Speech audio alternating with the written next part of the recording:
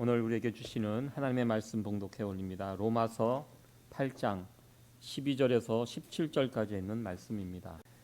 그러므로 형제들아 우리가 빚진 자로 돼 육신에게 져서 육신대로 살 것이 아니니라. 너희가 육신대로 살면 반드시 죽을 것이로되 영으로서 몸의 행실을 죽이면 살리니 무릇 하나님의 영으로 인도함을 받는 그들은 곧 하나님의 아들이라. 너희는 다시 무서워하는 종의 영을 받지 아니하였고 양자의 영을 받았으므로 아바 아버지라 부르짖느니라. 성령이 친히 우리 영으로 더불어 우리가 하나님의 자녀인 것을 증거하시나니 자녀이면 또한 후사 곧 하나님의 후사요 그리스도와 함께한 후사니 우리가 그와 함께 영광을 받기 위하여 고난도 함께 받아야 될 것이니라. 아멘. 장로님께서 기도해 주셨지만 한 주간 저희들 특별 새벽 기도회 시작하면서 또 한 해를 이렇게 열 수 있었습니다.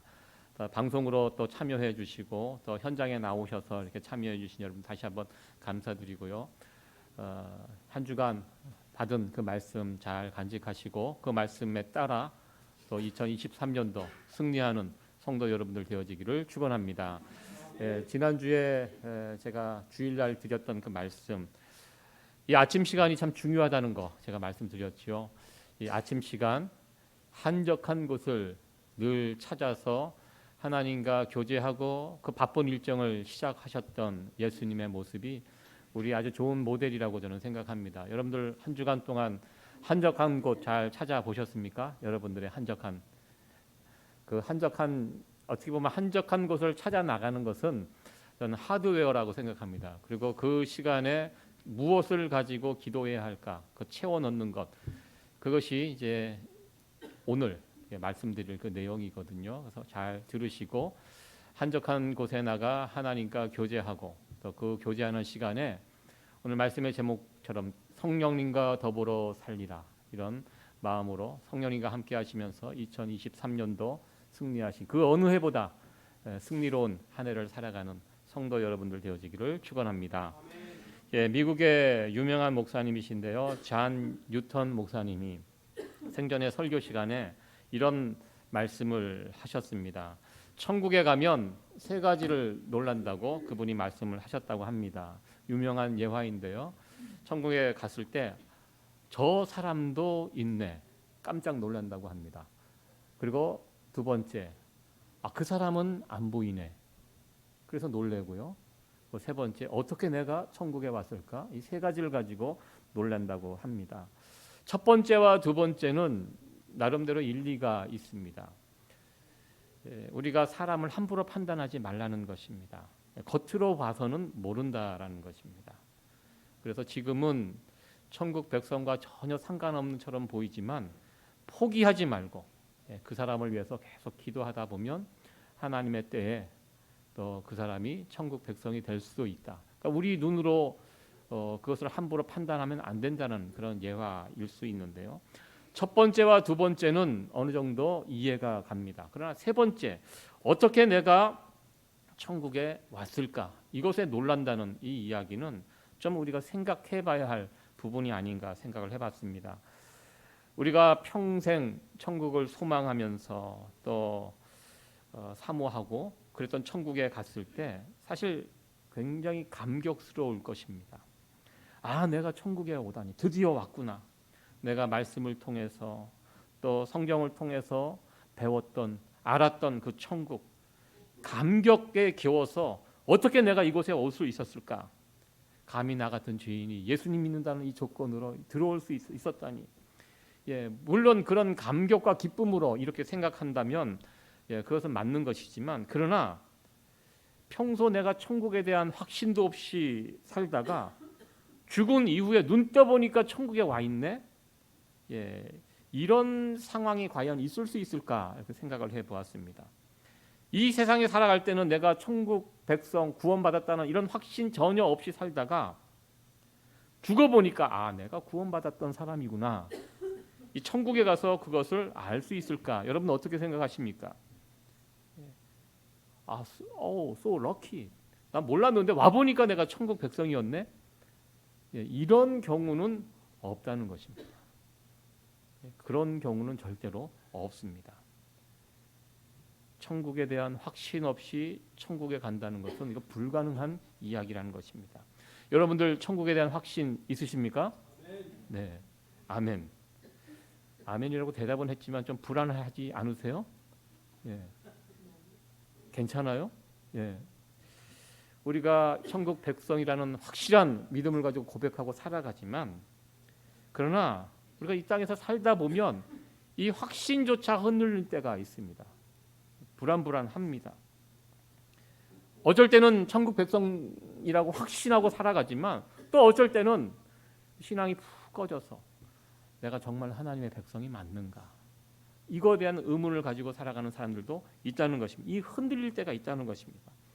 여러분들, 여러분만 그런 생각을 갖고 있는 거 아니라는 것입니다. 아마 신앙을 가지고 있는 많은 사람들이 그런 상태에 머물러 있지 않을까, 이런 생각을 해 보았습니다.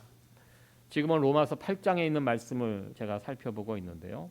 이 앞장 7장은요, 바로 그 부분에 대해서 사도 바울이 이야기하고 있습니다. 예수님을 믿고 구원받은 사람들도 그 마음속에는 두 마음이 있다는 것입니다. 매일매일 치열한 영적 싸움이 우리 안에서 이루어지고 있다는 것입니다. 사도 바울은 이 영적 싸움을 설명하면서 우리 안에는 하나님의 법을 좋아하지만 또 한편으로는 여전히 내 몸속에, 내 안에 죄성이 남아있기 때문에 세상을 향하고자 하는 이 마음이 우리 가운데 남아있다. 이 두 마음이 늘 날마다 내 안에서 치열한 싸움이 벌어지고 있고, 이것을 가리켜 영적 전쟁이라고 사도 바울은 설명을 하고 있습니다. 그래서 로마서 7장 24절에 사도 바울이 이 고백을 합니다. 오호라 나는 공고한 사람이로다. 이 사망의 몸에서 누가 나를 건져내자. 사도 바울 또한 매일매일 벌어지는 이 치열한 영적 싸움 가운데 내가 이거 내 힘으로 감당할 수 없다는 이런 고백을 사도 바울이 하고 있습니다. 그러면서 사도 바울은 이 7장을 마무리하고 8장에 가면서 이 치열한 영적 싸움에서 우리가 어떻게 승리할 수 있을까, 이 부분을 설명하면서 이 영적 싸움에서 우리를 승리케 하시는 분, 성령님을 우리에게 소개해 주고 있습니다. 이 로마서 8장은요, 유명한 성령장입니다. 이 성경에 많은 장들이 있는데요, 성령이 가장 많이 언급된 장이 로마서 8장입니다. 모두 19번 이 성령에 대한 언급이 나와 있습니다. 혹시 여러분들 이 설교 시간에 정말 19번이 맞는지 막 확인하고 계시는 분들 하지 마시고요, 그냥 믿으시기 바랍니다. 19번 이 성령님에 관해서 언급이 되어 있습니다. 성령께서 우리의 영적 싸움을 위해서 어떤 일을 하시는지 이 로마서 8장에 잘 설명되어 있습니다. 그 성령님께서 날마다 우리와 함께 하시고, 그리고 하나님의 사랑이 얼마나 큰지를 깨닫게 해 주십니다. 내가 하나님으로부터 사랑을 받는 자라는 거, 이거 아는 거 되게 중요합니다. 우리의 신앙이 떨어지면요, 이것에 대해서 의심이 생깁니다. 내가 사랑받는 사람이라는 거. 사랑받는 사람은요, 세상에 나가서 허투루 살지 않습니다.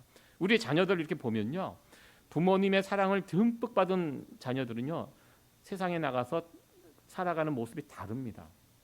당당합니다. 눈치 보지 않습니다. 어디 가서나 당당하게 살아갑니다. 하나님의 사랑도 마찬가지입니다. 내가 하나님의 사랑을 받는 사람이라는 것을 아는 사람은요, 이 세상에서 허투루 살지 않는다는 것입니다. 성령님께서 이것을 우리에게 날마다 깨닫게 해주십니다. 너는 하나님의 사랑받는 사람이라는 사실을 성령님께서 날마다 우리 옆에서 그것을 알려주시고 그 사랑을 우리에게 공급해 주십니다. 성령님은 우리와 함께 하시면서 우리의 모든 일, 이 일은 성령님께서 도와주시고 이 일은 안 하시고, 이것이 아니라 모든 일거수일투족 우리와 함께 하시면서 우리를 도와주시는 분, 이것이 성령님이라는 사실을 로마서 8장에서 우리에게 설명을 해주고 있습니다. 사도 바울은 말씀합니다. 로마서 7장에서 우리가 예수님을 믿어 하나님의 자녀가 되고 구원받은 하나님의 백성이 되었지만 여전히 우리 간에 죄의 습성, 옛날의 자아가 함께 남아 있기 때문에 이 충돌이, 살아가는 이 땅에 있는 동안 이 충돌은 끊임없이 우리 안에서 이 싸움이 이루어지게 되는데요, 이 싸움을 위해서 우리를 내버려 두지 않고 이 싸움에서 승리할 수 있도록 우리 주님께서 성령님을 보내주셨다. 이것이 로마서 8장의 전체 내용입니다. 그래서 여러분들 우리가 신앙생활에서 승리하기 위해서 성령님과 함께 해야 된다는 것은 이건 필수입니다. 옵션이 아닙니다. 아유, 나 혼자 한번 해보겠다. 이거 해서는 안 된다는 것입니다. 이건 필수 과정입니다. 만약 우리 신앙생활 가운데 성령님이 동행해 주지 아니하시면 우리는 이 신앙생활에서 승리를 맛볼 수 없게 된다는 것입니다. 성령님 도와주지 않으시면요, 우리는 매일매일 넘어지게 될 것입니다. 어제 내가 넘어진 그 문제 때문에 오늘 또 넘어지게 될 것이고요, 10년 전에 나를 쓰러뜨렸던 그 문제, 오늘 그 문제 때문에 다시 넘어지게 될 것입니다. 우리가 영적 싸움에서 지는 이유가 무엇입니까? 우리가 성령님의 도우심을 거절하기 때문입니다. 분명히 우리를 도와주시겠다고 보내주신 그 성령님을 우리가 그 도움을 구하지 않기 때문에 이 영적 싸움에서 우리는 지게 된다는 것입니다. 우리의 영적 싸움, 이 중요한 영적 싸움의 승패는 내가 얼만큼 성령 하나님을 의지하는가, 여기에 달려 있다는 것입니다. 나 혼자는 안 된다는 것입니다. 올해도 이 러시아와 우크라이나가 전쟁 중에 있습니다. 최근에 우크라이나 대통령 젤렌스키가 미국에 방문하였습니다. 왜 방문했습니까? 처음 러시아와 우크라이나가 전쟁했을 때는 쉽게 끝날 줄 알았습니다. 러시아가 훨씬 센 나라죠. 지금은 많이 약해졌다고 하지만 그러나 이 우크라이나 작은 나라입니다. 그런데 전쟁의 양상을 보니까 만만치가 않아요. 우크라이나가 러시아와 거의 대등하게 지금 싸우고 있습니다. 그렇게 싸울 수 있는 이유가 무엇입니까? 이 우크라이나 뒤에 누가 있습니까? 하나님? 거기까지는 너무 나가신 것 같고요. 미국이 있습니다. 예, 미국이 여러 가지로 서포트를 좀 해주고 있어서 그래서 지지 않고 지금 여기까지 왔습니다. 이번에 온 이유도 더 도와달라, 그 목적으로 왔습니다. 여러분들 세계 2차 세계 대전 그 전쟁, 유럽의 대부분의 나라들이 독일 나치에게 넘어갔습니다. 이제 유일하게 남아 있는 나라가 영국이 독일 나치와 싸우고 있는 중입니다. 매일매일 영국 런던의 공습이 떨어지고요. 아마 그대로 시간이 흘러갔으면 영국도 넘어갔을 것입니다. 그때 영국의 처칠 수상이 미국으로 날아갔습니다. 도와달라, 우리를 도와달라. 이걸 가지고 도울까 말까 미국이 한참 고민을 했다고 합니다. 왜? 지금 미국은 상관없거든요. 예. 이 전쟁과 떨어져 있는 그 지형이었고 도와줄까 말까. 이 전쟁을 돕는다는 것이 큰 희생이 따르잖아요. 제2차 세계대전 때 얼마나 많은 젊은이들이 목숨을 잃었습니까? 이 전쟁에 참여한다는 게 쉽지 않습니다. 그러나 처칠이 미국 의회에 와서 호소하고 그 호소가 받아들여져서 드디어 미국이 이 전쟁에 참전하게 됩니다. 그래서 노르망디 상륙 작전이라고, 수많은 영화로도 나왔던 그 작전입니다. 처음으로 미군이 유럽 대륙에 상륙을 하면서 그날부터 이 전세가 역전이 되면서 달라지게 되었습니다. 결국 거의 홀로 싸우듯이 했던 영국을 미국이 도와줌으로써 이 전쟁에서 승리를 하게 되었습니다. 아마 영국 혼자 싸웠으면 절대로 이 전쟁 이길 수 없었을 것입니다. 미국이 이 전쟁에 함께 참여하면서 싸웠기 때문에 이 전쟁에서 승리를 거둘 수 있었다는 것입니다. 우리가 싸우는 이 영적 전쟁도 마찬가지입니다. 아무리 믿음이 좋고 능력이 많아도 혼자 싸우면 백전백패합니다. 이 영적 전쟁은. 로마서 7장에서 사도 바울은 이 전쟁이 얼마나 힘겨운 전쟁인지 잘 설명하였습니다. 여러분들 사도 바울이 영적으로 얼마나 대단한 분이십니까? 감히 우리와 어떻게 비교하겠습니까? 영적 거인입니다. 영성이 있는 분이고요. 예수님 다음으로 훌륭하신 분이 사도 바울 아니십니까? 사도 바울도 이 영적 싸움에 힘들다고 그것을 7장에서 고백을 한 것을 보게 됩니다.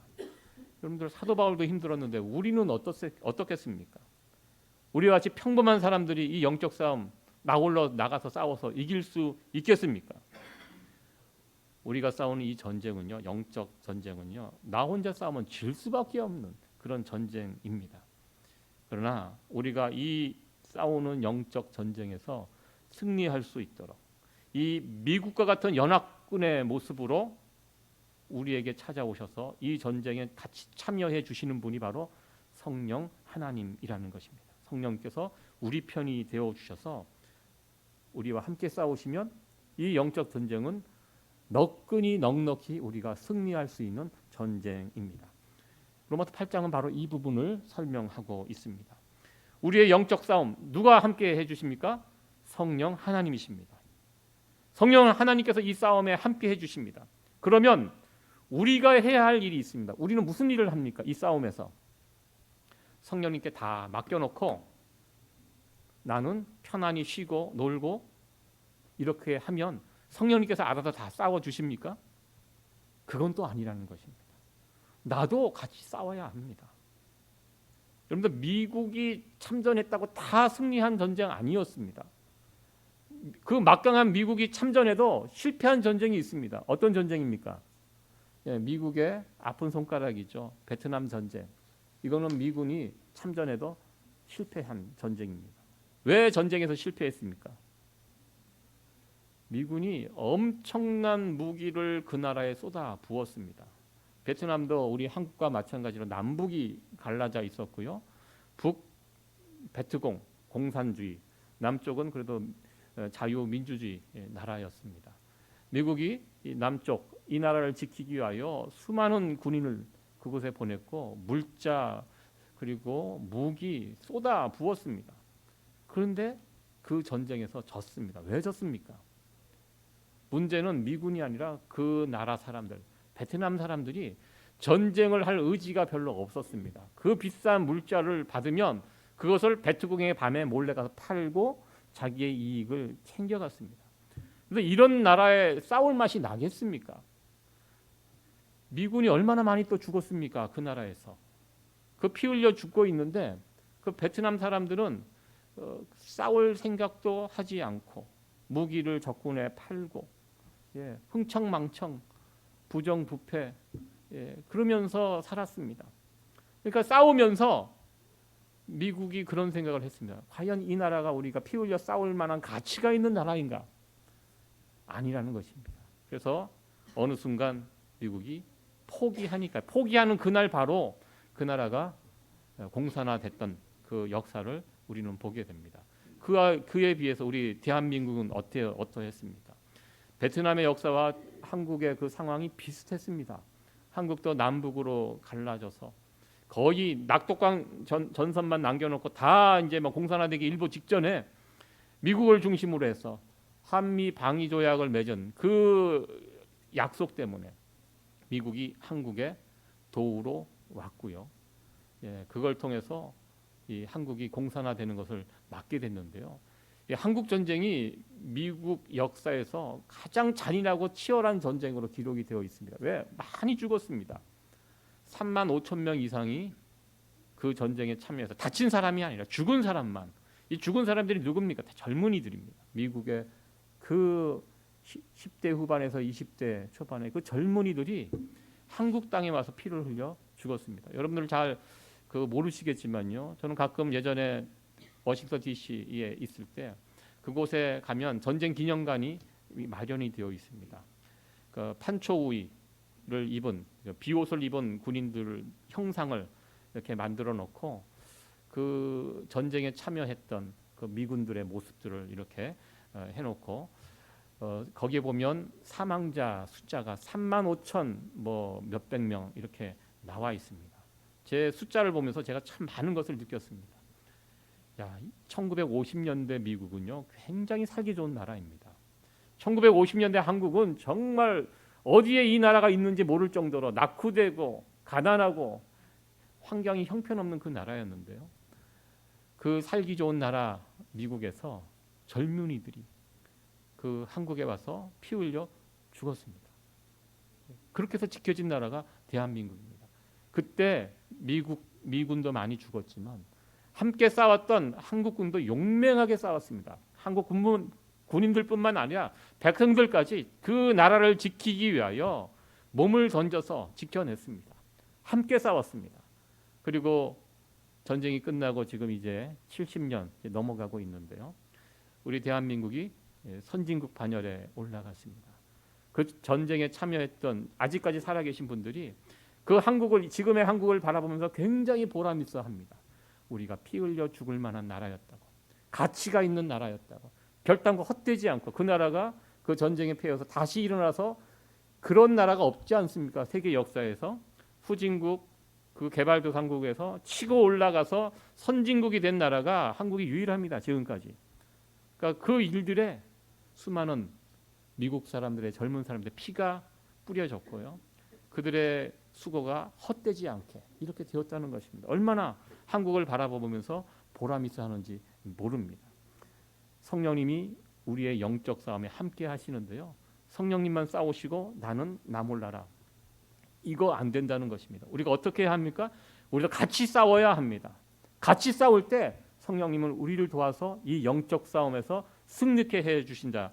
이 말씀을 오늘 이 메시지의 핵심 포인트라고 제가 말씀을 드립니다. 우리가 영적 싸움에서 승리하기 위하여 함께 참전하신 성령님, 성령님 우리를 도와주시기 위해 오신 성령님께 우리도 열심히 적극적으로 참여하시고 그 이야기가 로마서 8장 14절에 이렇게 언급이 되어 있습니다. 같이 한번 이 말씀을 읽어보도록 하겠습니다. 시작. 무릇 하나님의 영으로 인도함을 받는 그들은 곧 하나님의 아들이라. 아멘. 여기 보면 하나님의 인도함을 받는 그들은 이렇게 설명이 표현이 되어 있습니다. 인도함을 받는다. 무슨 뜻이냐면 성령님의 인도함을 받는 사람들, 이 성령님께 순종한다는 그런 뜻입니다. 순종하셔야 합니다. 우리 성령님께서 날마다 우리를 찾아오시고 우리에게 말씀하십니다. 설교 시간에 설교 또 여러분이 성경 읽다 보면 성령님의 음성을 들릴 때가 있습니다.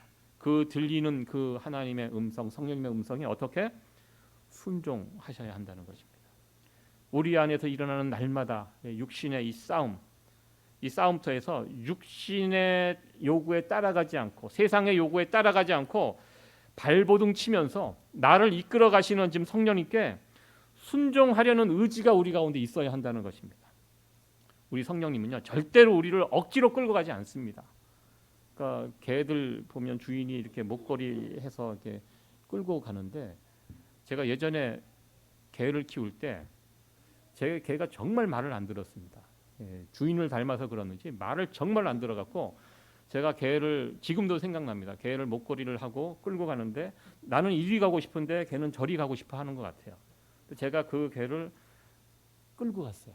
끌고 가니까 이놈이 버티면서 아스팔트에 이게 발자국이 쫙 이렇게 났던 그 그림이 생각납니다. 끌고 가는. 그러면 안 되죠. 잘 달래갖고 데리고 가야 되는데 개도 그렇고 저도 그렇고 서로 그냥 가고 싶은 데가 달랐던 것 같습니다.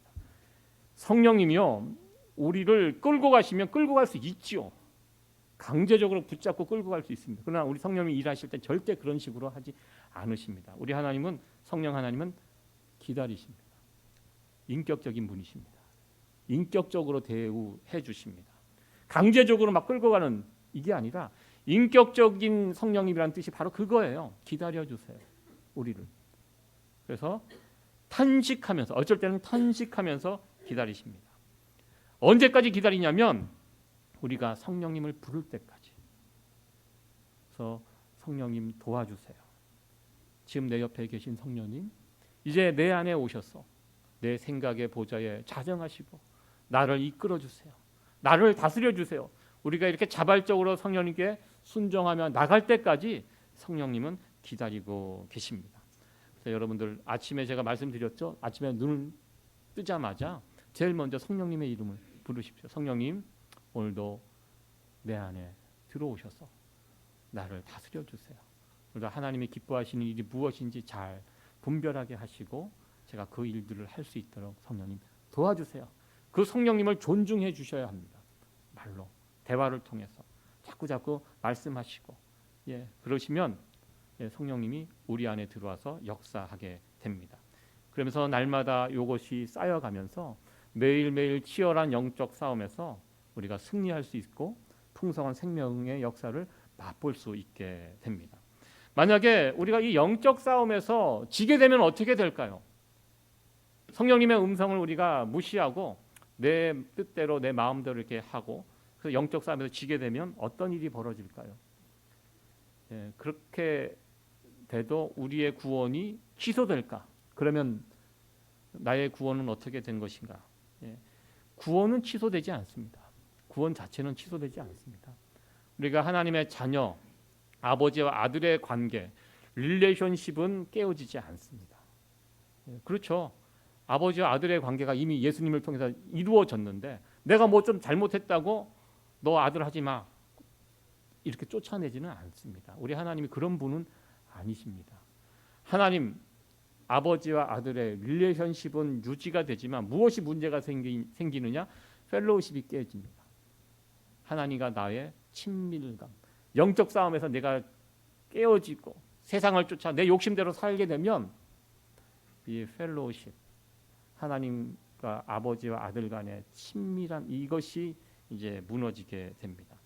하나님 아버지와 나와의 이 친밀도가 깨어지면, 친밀감이 깨어지면 여러분 어떻게 될까요? 여러분들 깨어져 보셨죠? 예, 여러분들 안 깨어져 보셨습니까? 그 친밀감, 펠로우십, 하나님과 주변 사람들과 펠로우십만 깨졌어요? 아니면 하나님 자주 깨지죠? 이 하나님과의 친밀 이 펠로우십이 깨어지면 살맛이 안 날 겁니다. 재미없습니다. 구원은 받았지만 매일매일 싸우는 영적 싸움에서 우리가 지게 되면 예전처럼 육신의 욕심대로 살아가게 되면 재미없고요. 살맛이 안 나고요. 그리고 풍성한 생명의 열매 맛보지 못하면서 살아가게 됩니다. 사도 바울은 그런 삶을 가리켜 죽은 삶이라고 이렇게 표현하였습니다. 우리 모두 그와 같은 죽은 삶에 이르지 않기를 원합니다. 예수님을 믿어 구원은 받았지만 생명의 풍성함도 누리지 못하고 그런 죽어가는 삶을 살아간다는 거 예수 믿는 사람으로서 참 불행한 일이라고 저는 생각합니다. 예수 믿는 삶은요 그런 삶이 아닙니다. 신나고 재미있고 풍성하고 우리 주님과 함께 동행하면서 풍성한 생명의 열매를 누리면서 살아가는데요. 예수님은 믿지만 구원은 받았지만 이 펠로우십이 무너져서 영적 싸움에서 지는 바람에 그냥 하루하루 재미없게 그렇게 살아가는 이런 삶 더 이상 올해는 그런 삶이 우리 가운데 나타나지 않기를 소원합니다. 예수님을 믿는 우리가 걸어가야 할 길이 어떤 길입니까?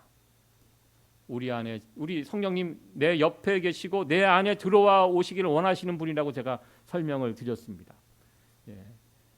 내 안에 성령님을 모시고 그 성령님의 음성에 순종하면 순종한 만큼 우리 생명의 열매 역사가 나타나게 됩니다. 그 성령님의 인도하심에 따라 살아가는 삶입니다. 그렇게 살아갈 때 우리는 매일매일 순간순간 영적 싸움에서 승리하게 됩니다. 성령님 없이 영적 싸움 승리할 수 없다. 오늘 말씀의 중심 메시지입니다. 그래서 성령님과 올 한 해 2023년도 그 어느 해보다 지금 나와 함께 하시는 성령님 의지하시면서 그리고 의지한다는 것이 순종하는 것입니다. 내가 성령님 의지한다는 것은 그 말씀을 듣고 순종하는 것입니다. 무시하는 것이 아닙니다. 그 말씀에 순종하시면서 날마다 성령님의 이끌림을 받을 수 있는 그래서 올 한 해 예수 그리스도를 통해서 성령님을 통해서 풍성한 생명의 열매를 맛보는 그렇게 하루하루 순간순간 살아갈 수 있는 성도 여러분들 되어지기를 간절히 축원합니다. 다